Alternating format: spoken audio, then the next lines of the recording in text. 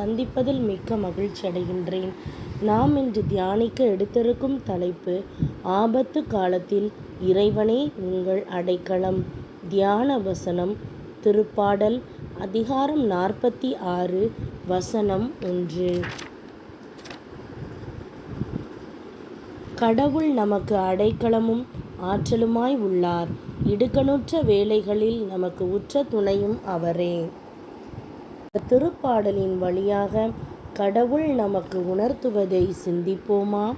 கிறிஸ்துவுக்குள் பிரியமானவர்களே, நம்முடைய ஆண்டவரும் மீட்பருமான இயேசு கிறிஸ்துவின் இனிய நாமத்தில் உங்களை வாழ்த்துகிறேன்.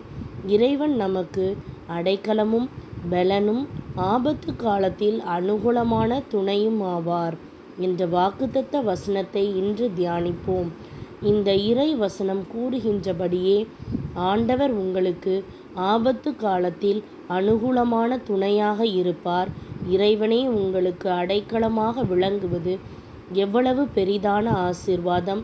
இந்த ஆசீர்வாதத்தை நீங்கள் எப்படி பெற்றுக்கொள்ள முடியும்? கடவுள் தங்களுக்கு தெய்வமாக கொண்ட மக்களும் அவர் தமக்கு சுதந்திரமாக தெரிந்து கொண்ட மக்களும் பாக்கியமுள்ளது என்று விவிலியம் கூறுகின்றது. ஆகவே பிரியமானவர்களே, கடவுளை நீங்கள் தெய்வமாக கொண்டிருக்க வேண்டும். உங்கள் பரம பிதாவாக, சிநேகிதராக அவரோடு ஐக்கியம் பாராட்ட வேண்டும். அப்படி செய்யும்போது அவர் எப்போதும் உங்களோடு கூட இருப்பதில் சந்தோஷம் கொள்ளுவார். சிறுமைப்பட்டவர்களுக்கு கடவுள் அடைக்கலமானவர், நெருக்கப்படுகின்ற காலத்திலே அவர் தஞ்சமானவர் என்றும் திருப்பாடல்களின் புத்தகத்தில் எழுதப்பட்டுள்ளது.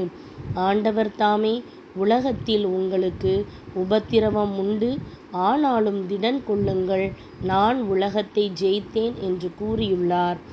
தாவீது பெரிய ஆபத்தில் இருந்ததை குறித்து விவிலியத்தில் வாசிக்கலாம். அவரும் அவர் சிநேகிதரும் தங்களிடமிருந்த எல்லாவற்றையும் இழந்து போனார்கள். ஆகவே தாவீதின் சிநேகிதர் எல்லோரும் அவருக்கு விரோதமாக திரும்பி அவரை கொலை செய்யும்படி திட்டம் பண்ணினார்கள். ஆனாலும் தாவீது தன் இறைவனாகிய கடவுளுக்குள்ளே தன்னை திடப்படுத்தி கொண்டார். ஆம், அவரது நம்பிக்கை இறைவன் மேல் மட்டுமே இருந்தது. தாவீது தானும் தன் சிநேகிதரும் இழந்த எல்லாவற்றையும் திருப்பிக் கொண்டார் என்று வாசிக்கின்றோம். இது எவ்வளவு பெரிதான அற்புதம்! எல்லாவற்றிலும் சிறியதிலும் பெரியதிலும் குமாரரிலும் குமாரத்திகளிலும் ஒன்றும் குறைபடாமல் எல்லாவற்றையும் தாவீது திருப்பிக் கொள்ள கடவுள் உதவினார். என் ஆபத்து நாளில் எனக்கு எதிரிட்டு வந்தார்கள், கடவுளோ எனக்கு ஆதரவாய் இருந்தார். அவர் விசாலமான இடத்திலே என்னை கொண்டு வந்து என்மேல் பிரியமாய் இருந்தபடியால் என்னை தப்புவித்தார் என்று தாவீது துதிக்கின்றார். ஆகவே பிரியமானவர்களே, நீங்கள் எப்போதும் ஆண்டவரையே நோக்கி கொண்டிருக்க வேண்டும். அப்போது அவரது பெலன் உங்கள் மேல் வரும். கடவுளிடமிருந்து விடுதலை வருவதை நீங்கள் காண்பீர்கள்.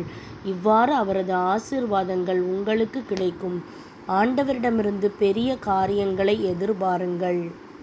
ஆபத்து காலத்தில் இறைவன் மாத்திரமே உங்களுக்கு அடைக்கலம் ஆவார். ஆகவே அவரை நோக்கி பாருங்கள், அப்போது பெலனடைவீர்கள். கடவுள் உங்களை விடுவிப்பதை காண்பதோடு ஆசீர்வாதமும் பெறுவீர்கள். சிந்திப்போம், வாழ்வாக்குவோம். நாம் ஜெபிக்கலாமா? அன்பு தகப்பனே, நீர் கொடுத்த அருமையான வாக்குத்தத்தத்திற்காக உமக்கு நன்றி. நீர் மட்டுமே என் நம்பிக்கையாய் இருக்கின்றீர். அவர்கள் அவரை நோக்கி பார்த்து பிரகாசமடைந்தார்கள், அவர்கள் முகங்கள் வெட்கப்படவில்லை என்று உம்முடைய விவிலியம் கூறுகின்றது. நான் உம்மை மாத்திரமே பற்றி கொண்டிருக்கின்றேன், உம்மையே நோக்கி பார்க்கின்றேன். எனக்கு ஒத்தாசை வரும் உம்மையே என் கண்கள் நோக்கி கொண்டிருக்கின்றன. ஆண்டவரே, நீர் என்னை பலப்படுத்தும். உம்மீது இன்னும் விசுவாசம் வைக்கும்படி செய்யும். உம்முடைய விடுதலை தரும் கரம் என் வாழ்வில் செயல்படுவதை நான் காணட்டும். என் கூப்பிடுதலை நீர் கேட்பதற்காக உமக்கு நன்றி. எல்லா உபத்திரவங்களுக்கும் நீர் என்னை நீங்களாக்கி உம்முடைய பூரண சமாதானத்தோடு காத்துக்கொள்வீர்.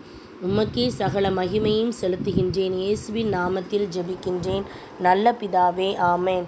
இந்த நாள் தேற்றுதலின் நாளாய் அமைவதாக. Praise the Lord.